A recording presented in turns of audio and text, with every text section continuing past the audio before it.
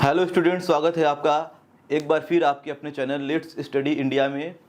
और आज हम लोग पढ़ेंगे सॉल्यूशन चैप्टर का लास्ट टॉपिक जिसका नाम है एबनॉर्मल मोलर मास। तो अभी तक जितने भी कोलिगेटिव प्रॉपर्टीज़ हम लोगों ने पढ़े हैं तो सारे कोलिगेटिव प्रॉपर्टीज़ में जो भी सॉल्यूट ले रहे थे वो सॉल्यूट कैसा था, नॉन इलेक्ट्रोलाइट टाइप का। नॉन इलेक्ट्रोलाइट सॉल्यूट क्या होते हैं? तो ऐसे सॉल्यूट जो सॉल्वेंट में डिज़ोल्व होने के बाद क्या करते हैं, वो एज इट इज़ रहते हैं, यानी उनके जो मोल होंगे वो डिसोसिएट या एसोसिएट नहीं करते। यानी वो मॉलिक्यूल के अगर एक मोल को डाला वाटर में या किसी दूसरे सॉल्वेंट में तो वो क्या होगा, एक मोल ही रहेगा। ठीक है, दो मोल डालेंगे, दो मोल रहेगा, जितना भी डालेंगे हम लोग वाटर के अंदर या किसी भी अनदर सॉल्वेंट में तो उसके नंबर ऑफ पार्टिकल्स में कोई चेंजिंग नहीं आएगा। लेकिन कुछ ऐसे भी सॉल्यूट्स अब यहाँ पे देखने को मिलेंगे जिनको वाटर में डिज़ोल्व करने पर या किसी अनदर सॉल्वेंट में डिज़ोल्व करने पर उसमें क्या होता है, एसोसिएशन या डिसोसिएशन हो जाता है। कहने का मतलब ऐसे NaCl को अगर वाटर में डिज़ोल्व कर दिया जाए तो NaCl वाटर में जाते ही क्या होगा, वो दो अलग अलग आयनों में ब्रेक हो जाता है। ठीक है, तो कुछ ऐसे कंडीशन को देखेंगे। ठीक है, तो वहाँ पे हमारा एक टर्म आता है एबनॉर्मल मोलर मास। तो सॉल्यूट के ऐसे मास जो क्या करते हैं, एसोसिएशन या डिसोसिएशन शो करते हैं। एसोसिएट करने का मतलब क्या होगा कि मॉलिक्यूल जो सॉल्यूट के होंगे वो सॉल्यूशन में जाते ही क्या करेंगे, आपस में कंबाइन होके नंबर ऑफ मोल्स को घटा देंगे। कुछ ऐसे मॉलिक्यूल होते हैं जो डिसोसिएट होते हैं, नंबर ऑफ मोल्स को क्या करते हैं, बढ़ा देते हैं। तो ये सब केसेस जो आते हैं वो किस में आते हैं, एबनॉर्मल मोलर मास में। तो एबनॉर्मल मोलर मास है क्या, तो इसको देख लेते हैं डिफिनीशन। ठीक, ड्यू टू एसोसिएशन और dissociation molecule the molar mass of substance calculated from colligative property either lower और हायर देन द एक्सपेक्टेड और normal value, such mass is called abnormal molar mass. ठीक है, तो कुछ ऐसे मॉलिक्यूल से जो मॉलिक्यूल की देखिए यहाँ पे बात की जा रही है, वो मॉलिक्यूल किसका है, सॉल्वेंट का, सॉरी सॉल्यूट का मॉलिक्यूल है।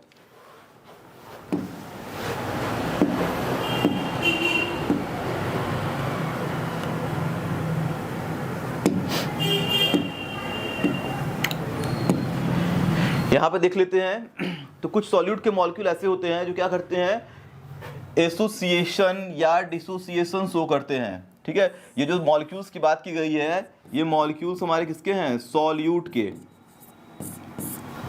ठीक है, अब उसके जो मोलर मास होंगे वो क्या होंगे, कैलकुलेटेड, जो भी कोलिगेटिव प्रॉपर्टी से हम लोग कैलकुलेट करेंगे या जो भी कैलकुलेटेड जो उसके मोलर मास होंगे या उसकी जो कैलकुलेटेड कोलिगेटिव प्रॉपर्टी होगी वो क्या होगा, वो या तो ज़्यादा आएगा या तो कम आएगा। अब ये चीज़ कहना क्या चाह रहा है, जैसे हम लोग अगर ले लें 1 मोल ग्लूकोज, 1 मोल ले लिया जाए ग्लूकोज, ठीक, और इसे वाटर में ऐड कर दें, वाटर में क्या करें, डिजोल्व कर दें। तो वाटर में डिजोल्व करने के बाद क्या होगा, 1 मोल ग्लूकोज ये 1 मोल ही रहेगा, इसके मोलर मास में कोई चेंजिंग नहीं आएगी। ठीक है, लेकिन अगर यहीं पर ले लिया जाए 1 मोल ऑफ सोडियम क्लोराइड और इसे डाल दिया जाए पानी के अंदर, ठीक है, वाटर हमारा क्या है, सॉल्वेंट है, पानी में डिजोल्व कर दें सोडियम क्लोराइड को, तो ये अब होता क्या है, ये Na+ और Cl- आयन में डिसोसिएट हो जाता है। यानी अलग अलग पार्टिकल में क्या होगा, ये टूट जाएगा दो अलग अलग आयंस में।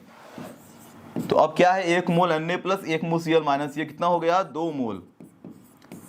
तो अगर हम लोग पढ़ते थे कोलिगेटिव प्रॉपर्टी में कि जो कोलिगेटिव प्रॉपर्टी होती है वो नंबर ऑफ सॉल्यूट पार्टिकल पे डिपेंड करती है। तो नंबर ऑफ सॉल्यूट पार्टिकल्स अगर सेम होंगे तो कोलिगेटिव प्रॉपर्टी क्या होगी, सेम आनी चाहिए। तो यहाँ अगर देखा जाए तो 1 मोल ग्लूकोज का जो भी कोलिगेटिव प्रॉपर्टी है वो 1 मोल NaCl के बराबर ही आना चाहिए। जैसे मैं इसका ऑस्मोटिक प्रेशर कैलकुलेट करूं और इसका ऑस्मोटिक प्रेशर कैलकुलेट करूं तो बराबर आना चाहिए, क्योंकि नंबर ऑफ पार्टिकल क्या है, दोनों के सिमिलर हैं। लेकिन फिर जब देखा गया, ठीक है, कैलकुलेटेड, तो अगर इसके अकॉर्डिंग देखेंगे दोनों 1 मोल हैं तो दोनों का तो सेम आना चाहिए।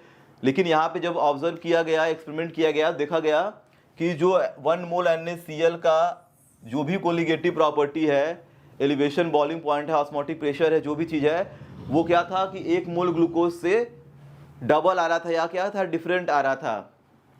तब हमें पता चला कि ये जो मोलर मास है सॉल्यूट का, ये नॉर्मल केस नहीं है। ये कैसा केस है, ये एबनॉर्मल केस है। एबनॉर्मल केस इसलिए है क्योंकि इसके नंबर ऑफ पार्टिकल क्या हो रहे हैं, चेंज हो जा रहे हैं जैसे ही सॉल्यूशन में ये सॉल्यूट जा रहा है। तो ये 1 मोल से 2 मोल हो गया, अब ये 1 मोल का क्या है, एक ही मोल है।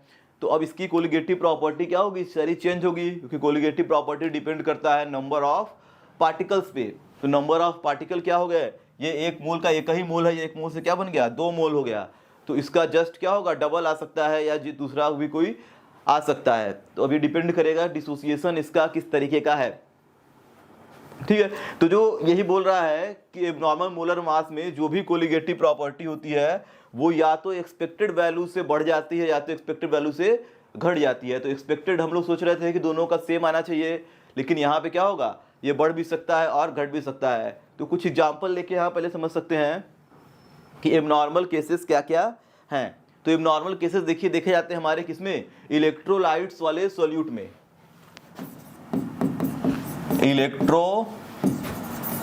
ठीक है, लाइट्स यानी जो सॉल्यूट होंगे वो होने चाहिए इलेक्ट्रोलाइट टाइप के। इलेक्ट्रोलाइट्स का मतलब जो एसोसिएशन या डिसोसिएशन शो करते हैं, यानी आयंस में क्या करते हैं, ब्रेक कर जाते हैं, या कुछ मॉलिक्यूल ऐसे होते हैं जो क्या करते हैं, आपस में कंबाइंड हो जाते हैं।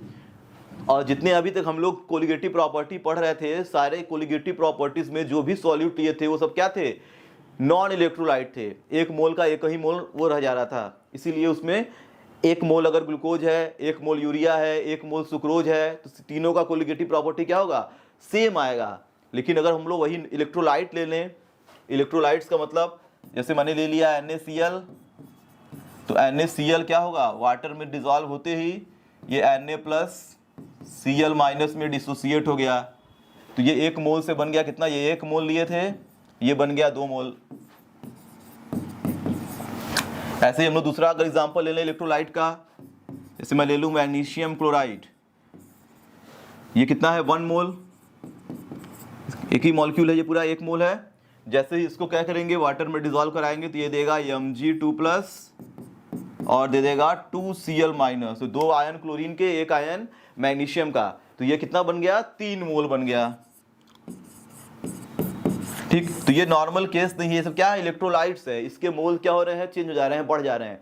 तो colligative property number of particle पे तो डिपेंड कर रही है, तो कोलिगेटिव प्रॉपर्टी भी क्या होगी, अब सेम नहीं आएगी।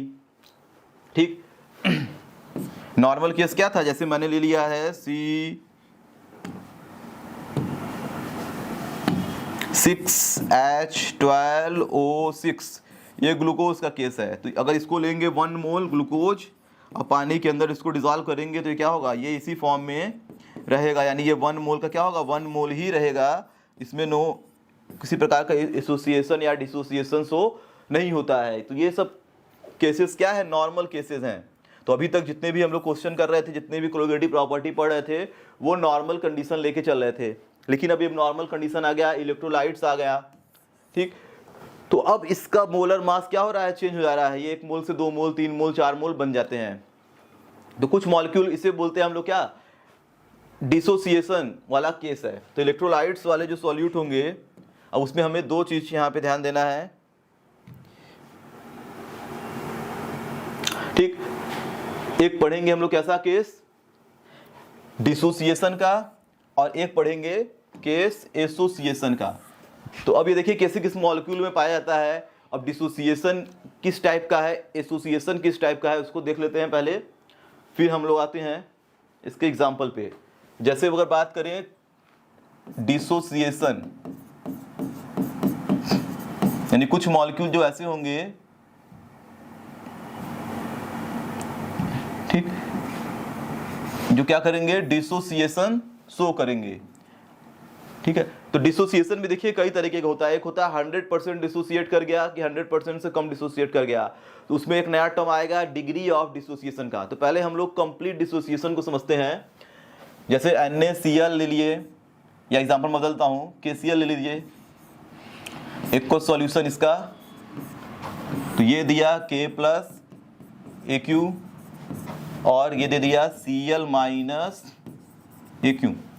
तो अगर स्टार्टिंग में अगर इसका 1 मोल हमारे पास है, यानी डिसोसिएशन से पहले, बिफोर डिसोसिएशन, तो अगर मैं इसका ले लूँ 1 मोल, तो ये दोनों तो बने नहीं होंगे। स्टार्टिंग में क्या होगा, पहले केवल और केवल सॉल्यूट है, तो सॉल्यूट का 1 मोल अभी वो वाटर के अंदर डिसॉल्व नहीं हुआ है।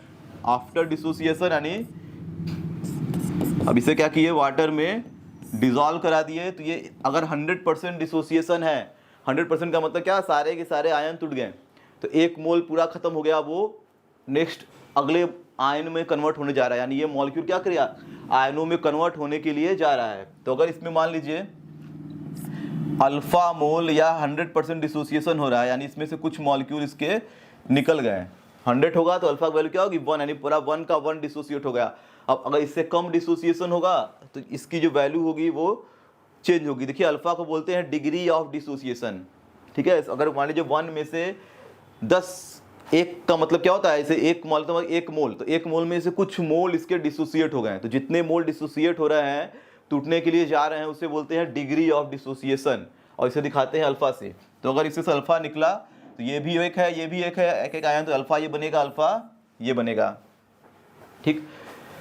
तो जैसे हम लोग यहाँ पे समझ सकते हैं, जैसे मान लीजिए यहाँ पे 100 मॉलिक्यूल इसके हैं, और इसमें से अगर 100 टोटल निकल गए तो 100 ये बन जाएगा और 100 ये बन जाएगा, तो इसे बोलते हैं हम लोग कंप्लीट डिसोसिएशन हो चुका है। लेकिन अगर 100 में से मान लीजिए कि 90 मॉलिक्यूल ही डिसोसिएट हुए हैं, 10 नहीं हुए हैं, तो 90 ये बनेगा, 90 ये बनेगा, ठीक है। तो इसी बोलते हैं डिसोसिएशन। तो एक होता है हमारा कंप्लीट डिसोसिएशन, एक होता है इनकम्प्लीट डिसोसिएशन। तो क्वेश्चन जो भी देगा आप लोगों का इनकम्प्लीट वाला ही देता है क्वेश्चन, ठीक है। तो जितने मॉलिक्यूल यहाँ पर डिसोसिएट हो रहे हैं उसे बोलते हैं डिग्री ऑफ डिसोसिएशन, ठीक है। तो ये डिग्री ऑफ डिसोसिएशन को दिखाता है। तो 100 के केस में परसेंटेज भी कभी कभी पूछता है, कभी कभी डिग्री पूछता है। जैसे यहाँ पे 1 अगर है तो 1 में से 0.1 ये दे सकता है, अल्फा की वैल्यू 0.2, 1 के लिए 0.1 क्या है, 10%, 1 के लिए 0.2 क्या है, 20%, यानी 100 में से 20 मॉलिक्यूल निकल गए, 100 में से 10 मॉलिक्यूल डिसोसिएट हो गए। तो कुछ मॉलिक्यूल ऐसे होते हैं जो क्या करते हैं, डिसोसिएट कर जाते हैं एक्वस मीडियम में। तो इस चीज को देखिए यहाँ पे,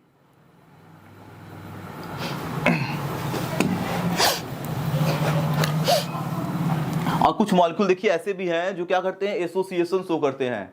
जैसे अगर एसोसिएशन का केस लें,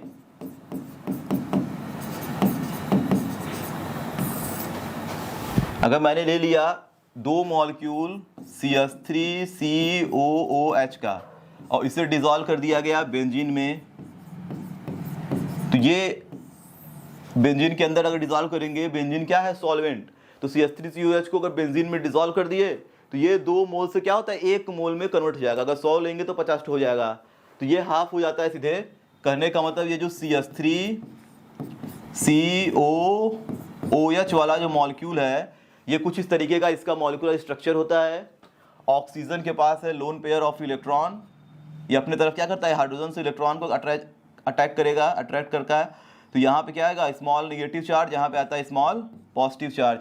दूसरा मॉलिक्यूल अगर इसका है तो इसमें भी क्या होगा, यही सब केसेस यहाँ भी आएंगे। इसके पास है lone pair of electron, electron को अट्रैक्ट किया, माइनस ये प्लस, यहाँ पे क्या है डबल बॉन्ड, यहाँ पे हो गया आपका CH3।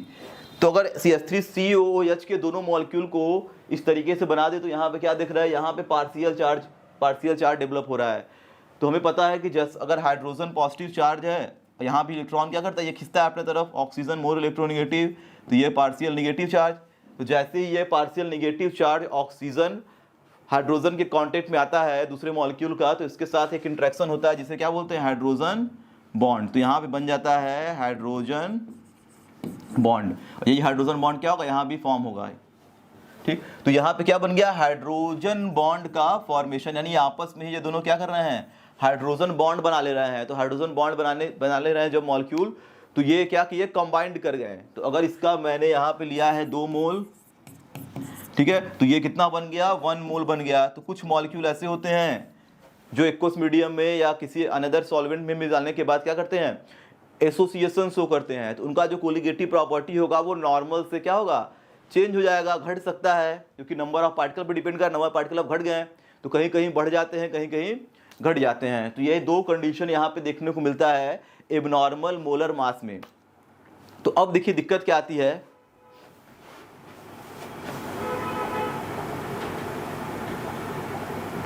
ठीक। तो यहाँ पे देखिए लिखा गया है एसोसिएशन का मतलब क्या हो रहा है, ज्वाइन कर गया पार्टिकल, वो सिंगल एंट्री में बन गए, ठीक है। जैसे मैंने वहाँ पे एग्जांपल लिया था वही दिया हुआ है आप लोगों का, association of particle dimerisation of the carboxylic acid, ठीक है। वो डाइमर बना लिया, यानी दो मॉलिक्यूल मिलके एक बना लिया, उसे बोलते हैं डाइमर। यानी ये जो CH3COOH था 2 मोल, अब वो क्या हो गया, कंबाइंड होके ऐसे हो गए, यानी ये 2 CH3COOH से डाइमराइज होके क्या बन गए, एक मॉलिक्यूल बन गए, ठीक है। वो डाइमराइज हो गए, मिल गए, यानी ये 2 मोल से कितना बन गया, 1 मोल।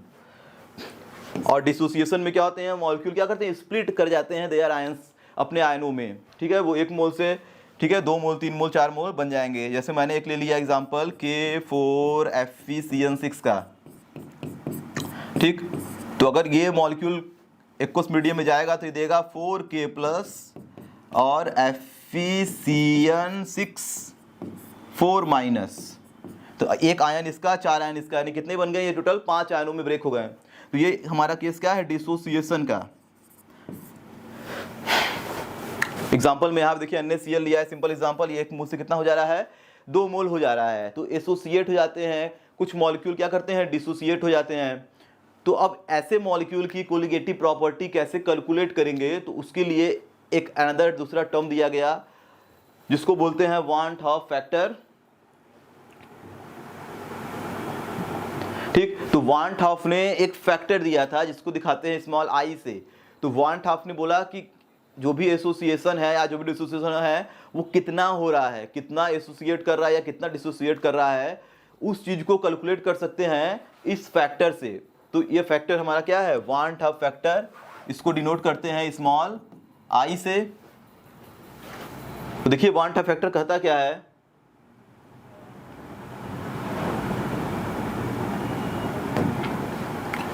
ठीक। तो ये हमारा क्या बताएगा, extent to which substance associates और डिसोसिएट्स। एक्सटेंट मतलब कितना, ठीक है, कितने मात्रा में या कितने मॉलिक्यूल एसोसिएट हो रहे हैं या कितने डिसोसिएट हो रहे हैं, उस चीज को वान हाफ बताएगा, ठीक। तो ये फैक्टर हमारा है वान हाफ फैक्टर। तो इसके वजह से जो कोलिगेटिव प्रॉपर्टी हमारी चेंज होके आएगी, उस पर क्या कोलिगेटिव प्रॉपर्टी पे क्या इफेक्ट पड़ता है, वो सारी चीज़ें हम लोग यहाँ पे पढ़ेंगे। तो वान हाफ के लिए देखिए 3 फार्मूले हैं अलग अलग।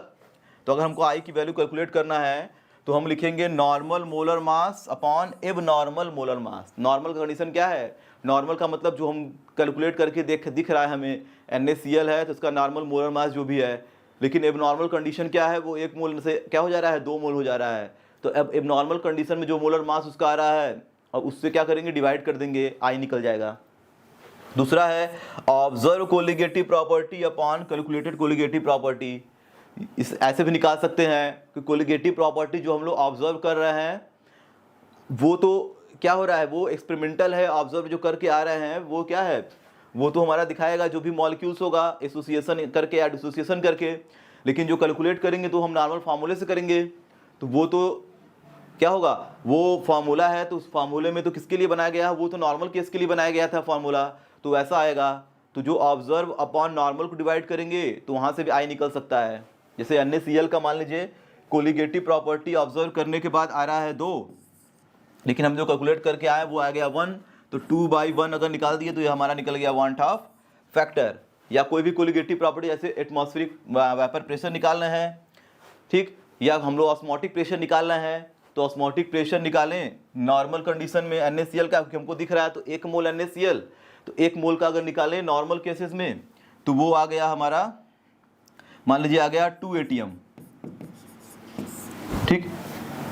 ऑब्जर्व कोलिगेटिव प्रॉपर्टी कितना आ रहा है, 2 ATM आ रहा है, लेकिन जब कैलकुलेट किए तो वो आ गया है 1 ATM, ठीक।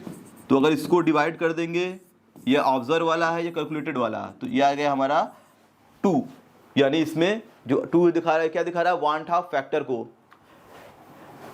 देखिए मेन फार्मूला हमारा ये होता है, जहां पे क्वेश्चन ज्यादातर पूछे जाते हैं, total number of moles of particle after association और dissociation upon number of moles of particle before association और डिसोसिएशन। तो आई निकालने का सबसे बढ़िया फॉर्मूला ये है।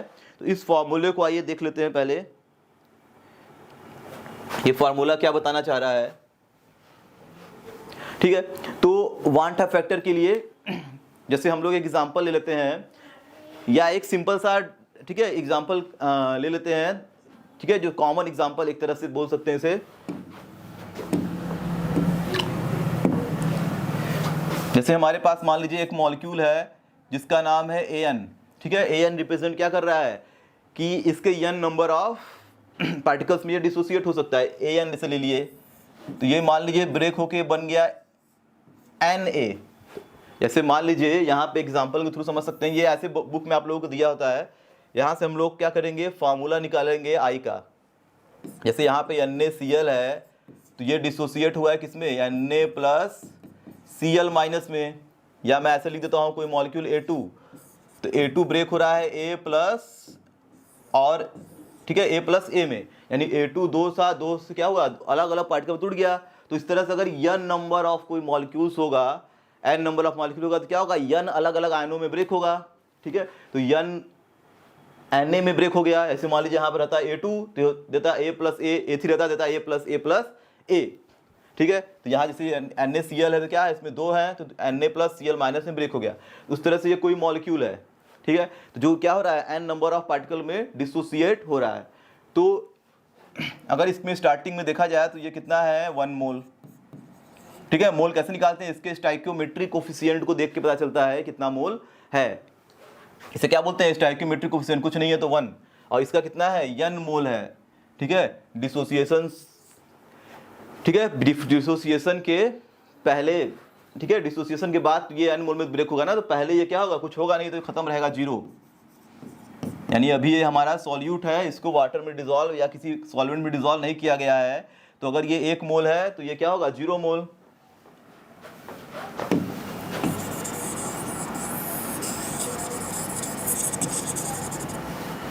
ठीक, तो ये हमारा क्या है, बिफोर, ठीक है, डिसोसिएशन। ठीक है, ये केसेस मैं डिसोसिएशन के लिए लिया हूं। ठीक है, तो ये डिसोसिएशन के लिए ये केस है।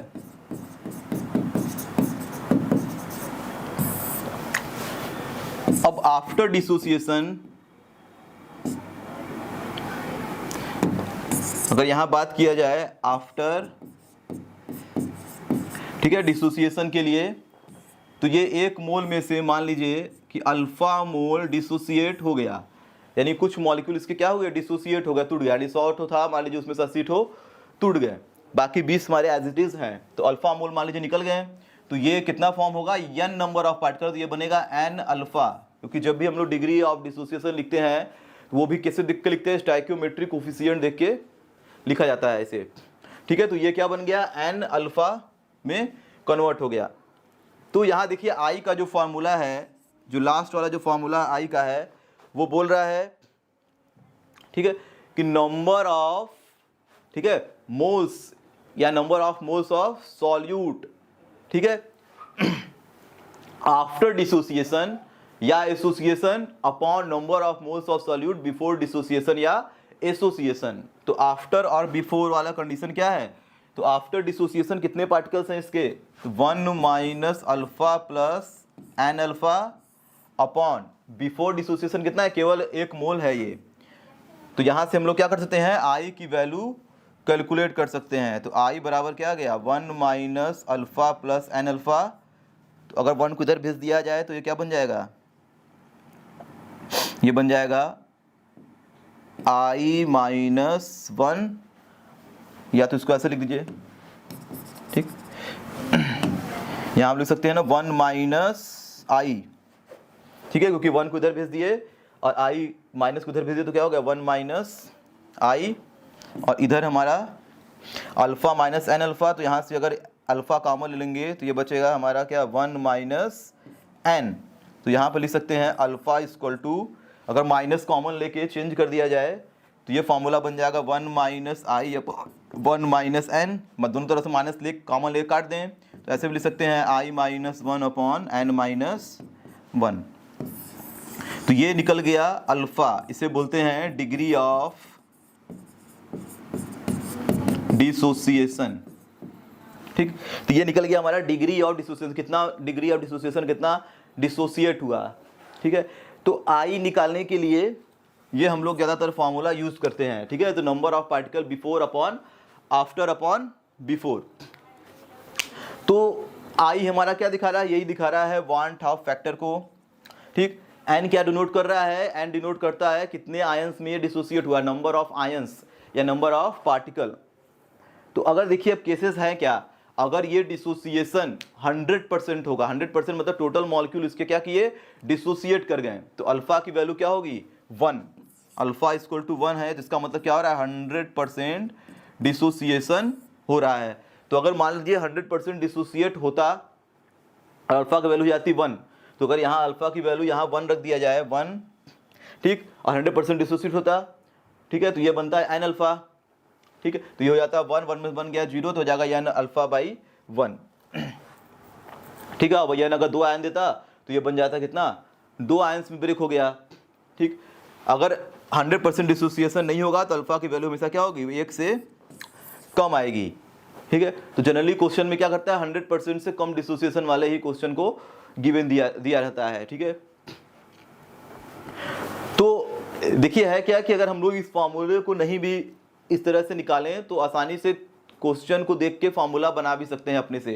तो फार्मूला यहाँ पे कोई बड़ी चीज़ नहीं है, कि जरूरी नहीं है कि ऐसे ही लिखा ही जाए।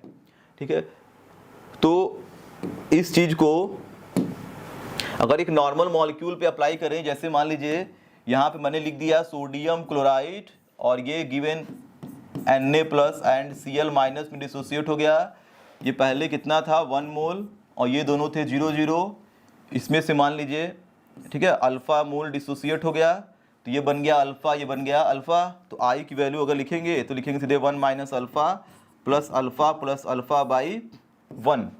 ठीक है, बिफोर बाई आफ्टर, तो यहाँ से क्या हो गया, अल्फा से अल्फा कट गया, तो आई की वैल्यू यहाँ पे निकल जाएगी 1 प्लस अल्फा। तो अगर ये 100% डिसोसिएशन है तो अल्फा की वैल्यू क्या होगी, 1 हो जाएगी 100%, क्योंकि हमको जल्दी नहीं पता है कि NaCl पानी में 100% डिसोसिएट होता है। तो अल्फा की वैल्यू अगर यहाँ पे 1 हो जाएगी, अल्फा बराबर क्या हो जाएगा 1, तो अल्फा बराबर 1, तो यहाँ कितना हो जाएगा 1 + 1 आ गया 2, यानी आई की वैल्यू कितनी निकल गई 2। तो हम लोग डायरेक्ट क्वेश्चन देख के भी आई की वैल्यू फाइंड आउट कर सकते हैं।